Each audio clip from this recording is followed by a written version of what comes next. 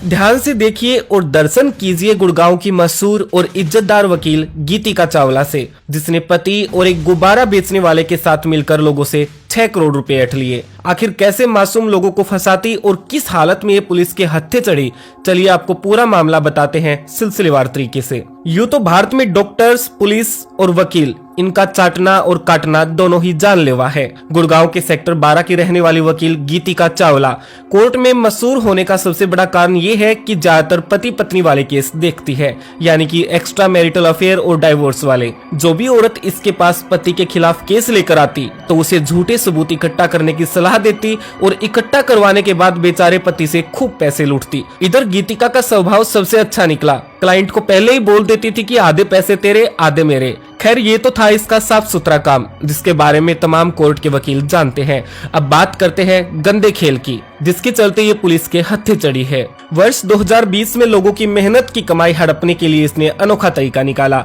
इसने दोस्त बनाया एक गुब्बारा बेचने वाला दीपक। दीपक को बताया गया कि वो अपनी लड़की से रेड लाइट यानी कि रोड पर गुब्बारा बिकवाए और एक गुब्बारा बेचने पर 50,000 रुपए उसको देंगे। हालांकि गुब्बारे की कीमत सिर्फ 20 रुपए थी। साजिश के तहत दीपक की लड़की गुब्बारे लेकर सड़क पर खड़ी रहती और जैसे ही कोई खरीदार पास आता उसकी गाड़ी का नंबर फौरन नोट कर लिया जाता। फिर शुरू होता प्लान बी। दीपक लड़की को समझा देता कि उसे थाने जाकर क्या बोलना है। मासूम लड़की वही बोलती जो पिता ने कहा। थाने जाकर दीपक बताता कि वो गरीब है और कमाई के लिए बेटी के साथ सड़क पर गुब्बारे बेचता है, लेकिन आज एक गाड़ी वाले ने उसकी बेटी को गलत जगह पर टच किया। आसान भाषा में कहें तो कम उम्र की लड़की से छेड़छाड़। दीपक पुलिस को बताता कि उसने गाड़ी का नंबर भी नोट कर लिया है। इधर पुलिस भी भागकर केस में इंटरेस्ट लेती क्योंकि गाड़ी का नंबर भी मिल गया। अब आसानी से उसे ढूंढ लेंगी। कम उम्र की लड़की है तो केस पोक्सो एक्ट के तहत बनेगा। इसी के चलते जाबाज और नीडर पुलिस वाले गुब्बारा खरीदने वाले को हिरासत में लेते हैं और जेल भेज देते। उधर कोर्ट में बैठी गीतिका चावला इस पूरे मामले पर बारीकी से नजर रखती और सामने वाली पार्टी से मामला रफा दफा करने की एवज में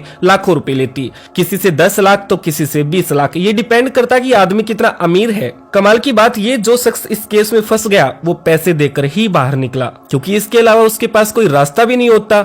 सब यही करते, पैसे देते और जेल से बाहर आते।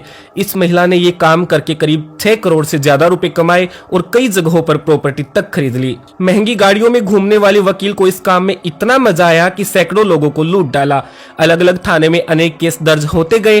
तभी एक इंस्पेक्टर की नजर पड़ती है उस लड़की पर, क्योंकि उसने वो तीसरी बार केस दर्ज करवाया था।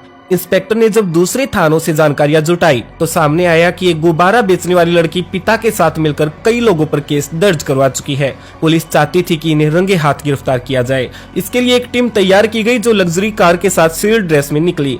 हुआ भी ठीक ऐसा ही। लड़की से जैसे ही गुब्बारा खरीदा, पास लगते थाने में श्याम को शिकायत दर्ज हो गई, मगर इस बार उल्टा हो गया। दीपक जब बेटी को लेकर थाने गया तो उसे गिरफ्तार करके पूछताछ शुरू की गई, जहां दोनों ने सच बताना शुरू कर दिया। दीपक के मुताबिक एक गुब्बारा बेचने के 50,000 रुपए मिलते थे और बाकी के पैसे गीतिका वकील रखती थी। पुलिस ने जब गीतिका के घर रेड मारी तो 11 mobile phone, 40 SIM card, 2 crore के गहने और करीब 1.5 करोड़ रुपए कैश बरामद हुआ है। फिलहाल गीतिका का पति हर्ष भी पुलिस गिरफ्त में है। तीनों आरोपियों से लगातार पूछताछ जारी है। अब सवाल उठता है कि क्या जिन लोगों से पैसे लूटे जा चुके हैं उन्हें वो पैसे वापस मिलेंगे? फिलहाल इस बारे में कहना मुश्किल है, या यूं कहें उन्हें नहीं मिलेंगे, क्योंकि पैसे का बड़ा हिस्सा इन्होंने अय्यासी में उड़ा दिया है। सबसे बड़ा और अहम सवाल, छेड़छाड़ के आधार पर बिना जांच किए आखिर पुलिस लोगों को उठाना कब बंद करेगी, और आखिर कब तक इस गजब कानून की आड़ में लोगों को ऐसे लूटा जाएगा? ये देखने वाली बात है। हमारे लिए जानना जरूरी है कि आपकी इस केस पर क्या राय है। हमें कमेंट करके अपनी प्रतिक्रिया जरूर दें।